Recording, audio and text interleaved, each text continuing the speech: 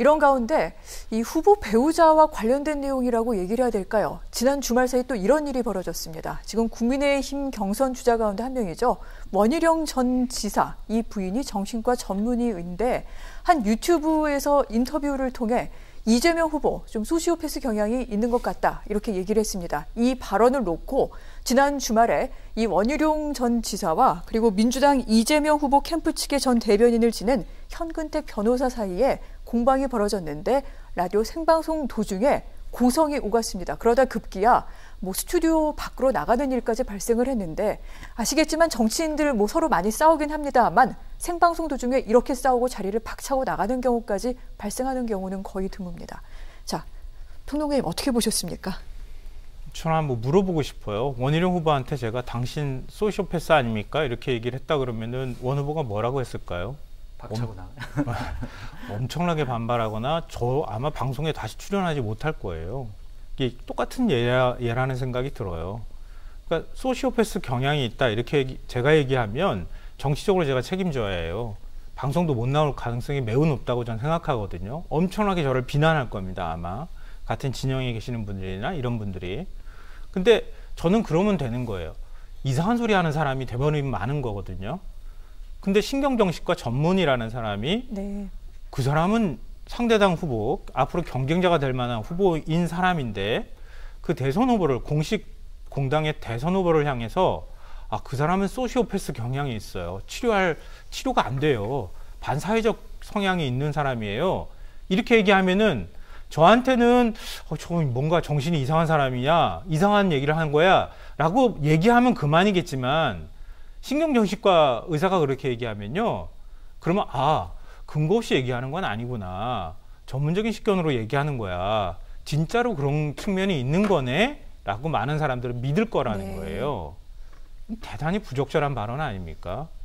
근데 이걸 어떻게 상대당 후보한테 공식 선출된 후보를 향해서 이렇게 얘기합니까? 이거 의사윤리로서 직업윤리도 위반한 것이고요. 그리고 후보 배우자로서 하는 발언으로도 저는 매우 부적절했다 이렇게 생각합니다. 네. 자, 후보 배우자의 발언뿐만 아니라 지금 원희룡 후보가 보인 태도에 대해서도 지금 얘기가 많이 나오고 있긴 한데 교수님, 그 방송 원래 고정 출연자시잖아요. 제 잘못이에요. 제가 출연하는 날인데 제가 좀 사전 한 3개월 전에 약속이 있어가지고 그날 제가 출연을 못하는 바람에 대신 이제 섭외를 해가지고 나오셔가지고 그런 사고가 터졌다고 제가 그 PD님이나 작가님한테 많이 혼났는데 좀 서로 과했던 것이 아니냐라는 생각이 듭니다. 현근택 대변인 같은 경우도 저희가 방송을 하면서 이재명 후보도 나오고 홍준표 후보도 나오고 유승민 후보도 나왔어요. 그랬을 때 상대 당 후보가 나왔을 때는 좀 최소한의 좀 예의를 지켰거든요. 근데 현근택 후보가 너무 좀 몰아붙인 부분도 있고 원희룡 후보도 본인이 또 게스트 나와서 국민을 앞에다 두고 얘기를 하실 거였으면 좀 덜 흥분된 모습을 보이시는 것이 좋았지 않았느냐라는 생각이 듭니다. 그래서 여러 가지 좀 아쉬운 부분이 있는데 그 소시오패스라는 거는 반사회적 인격 장애자라는 거잖아요. 그러면 정신적으로 문제가 있어 라는 건데 정신과 의사가 저는 이런 판단과 얘기는 할 수 있다고 생각을 합니다.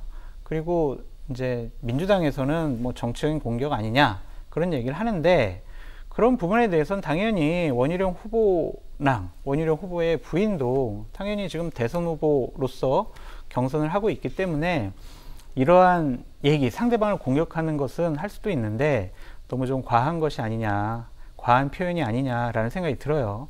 솔직히 예를 들면은 이재명 후보 측을 지지하는 분들 중에 정신과 의사가 원희룡 후보는 분노 조절 장애가 있어, 정신적으로 문제 있는 거 아니야, 이런 식으로 공격하게 되면 감정 싸움이 되거든요.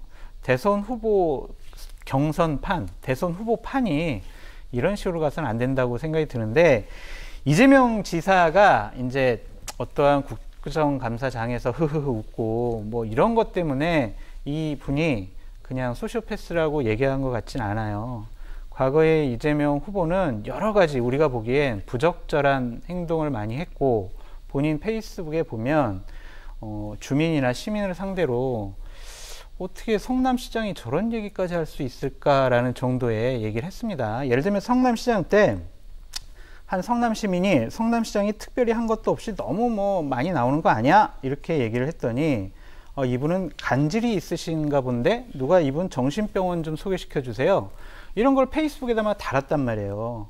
그리고 아까는 뭐 어떤 분이 성남에 구역질 난다라고 하는데 화장실 대변기 좀 안내해드려, 이런 얘기를 했단 말이에요. 그러니까 아무리 자기를 공격하더라도 정치인들은 그걸 다 받아들일 줄 알아야 합니다. 그런데 이런 식으로 조롱하고 비하하는 것은 공직을 맡은 사람으로서는 좀 부적절한 면이 있었다라고 제가 이재명 지사도 비판해 봅니다. 네, 교수님, 저 하나까지만 여쭤볼게요. 그러니까 원희룡 후보가 직접 얘기를 했다면은 그거는 뭐 후보 간의 공방이라고 볼 수 있을 텐데 전문의 자격증이 있는 후보 배우자가 나선 겁니다. 이건 어떻게 봐야 될까요? 그러니까 이 부분도 상당히 좀 어려운데, 그러니까 전제는 이렇게 말씀드릴게요. 부적절했다. 단어 선택도 부적절했고, 후보자 배우자가 상대 후보를 그렇게 직접 공격하는 것은 처음 보는 것 같아요. 그러니까 이것도 잘못됐는데, 그걸 갖고 또 민주당이나 현근택 대변인의 이러한 반응도 그렇게 썩 뭐 잘된 것 같지는 않다라고 양쪽 다 비판하고 싶네요. 정상이면 그 소시오패스 발언 자체는 부적절했다 이렇게 얘기하시면서도 소시오패스 같아요 이렇게 지금 얘기를 하고 있는 거거든요. 그거는 이제 느낌이시죠. 그러니까 예, 소개시켜드리는 거죠. 지금 이제 이재명 지사의 과거 발언을 끄집어낸 게 아마 그런 얘기를 뭐 얘기하고 싶어 하셨던 거 아닐까. 이거 뭐 제 생각인데요. 그런 생각이 드는데요. 그러니까 이게 골드워터라고 하는 얘기가 많이 나오잖아요. 그러니까 1970년대 미국 정신의학회에서 구체적인 진단을 하지 않을 경우에 어떤 사람에 대해서 정신 상태에 대한 의사의 진단이 있어서는 안 된다. 왜냐면 한 사람을 낙인 찍을 수 있잖아요. 사회적으로 저 사람은 저런 사람이야 이렇게 할 수 있기 때문에 그렇게 해서는 안 된다는 원칙을 갖고 왔고요. 뭐 국민의힘에서는 또 그런 반론을 하는 모양이에요. 뭐 트럼프 대통령이었을 때 그때 정신분석학자나 정신과 의사들이 그런 얘기를 하지 않았느냐 뭐 이렇게 얘기를 하는 것 같은데요. 2016년에 민주당 당원이 트럼프 대통령의 정신감정이 필요하다 이런 인터넷 청원을 올린 적이 있어요. 그때 정신의학회에서 회원들한테 공지를 보냈어요. 절대 우리 회원들은 그렇게 하면 안 된다. 감정이든 어떤 거든 하지 마라. 이렇게 했었고요. 2018년에 앞서 말씀드렸던 정신분석학자나 이런 사람들이 책을 발간을 했어요. 그게 굉장히 큰 논란이 됐거든요. 그때 발간했을 때 이건 공적인 사안이기 때문에 트럼프 대통령 정신감정 우리가 해보니 이렇더라. 근데 직접 감정하지 않았는데 그런 그 책 내용을 담았어요. 네. 미국 사회에도 굉장히 논란이 됐는데요. 네. 이번 경우하고 뭐가 다르냐면 그거는 그 공적인 목적이라는 이유로 정신분석학자나 이런 사람들이 개인적으로 어떤 정치적 이해관계가 없는 상황에서 감정한 것들을 얘기한 거예요. 근데 이번에는 후보예요. 대선 후보의 배우자예요. 대선 후보 배우자가 상대 당의 후보를 향해서 저 사람은 소시오패스 경향이 있어. 신경정신과 전문이라는 사람이. 이렇게 얘기하는 것을 과연 공익적 목적이라고 볼 수 있을까요? 사적인 목적을 앞세운 거죠. 자기 남편이 대선 후보 됐으면 좋겠다고 하는 바람을 갖고 한 거 아닙니까? 그러니까 직업적 윤리에서도 문제가 있고 사회 공적인 영역의 문제가 아니라 자기 사심에 따라서 사람을 함부로 진단하고 진단도 하지 않았음에도 불구하고 사회적으로 이 사람은 소시오패스야 이렇게 낙인 찍어버린 거예요. 과거에 국내에도 그런 사례가 있어서 제가 듣기로는 그 의사는 제명 조치됐어요. SNS 글 올린 거 보고 저 사람은 어떤 사람이야, 어떤 정신병이 있는 것 같아.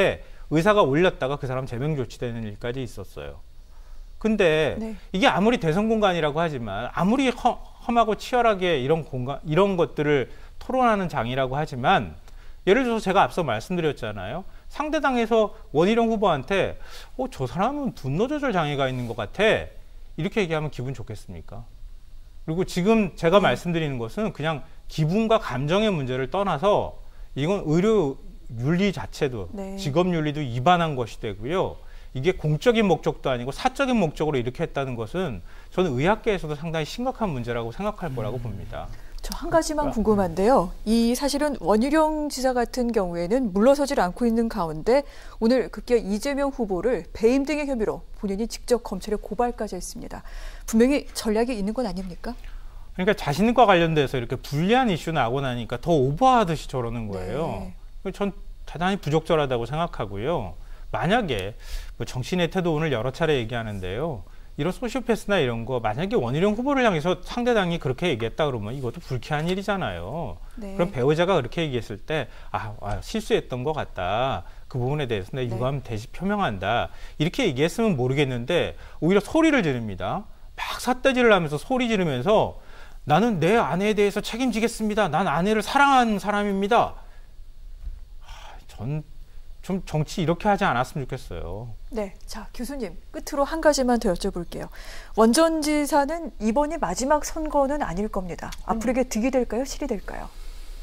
그렇게 특실을 따질 수는 없을 것 같은데 국민의힘 지지층 같은 경우에는 환호하는 면이 있을 거예요. 이재명 후보에 대해서는 상당히 국민의힘 측에서는 저 사람 우리가 꺾어야 될 사람, 경쟁자 이렇게 생각을 하고 있는데 그 사람에 대해서 공격을 했잖아요. 그러니까 강하게 국민의힘을 지지하고 정권 교체를 바라는 분들은 아유 속 시원하다 막 그런 얘기도 할 거예요.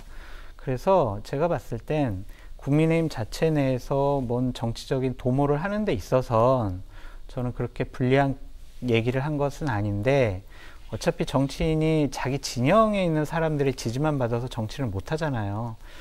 그 조금 더 상식적이고 중도적인 분들에게는 좀 원희룡이 왜 저러지? 라고 갸우뚱할 수 있는 그런 계기가 되지 않았을까 싶습니다. 알겠습니다.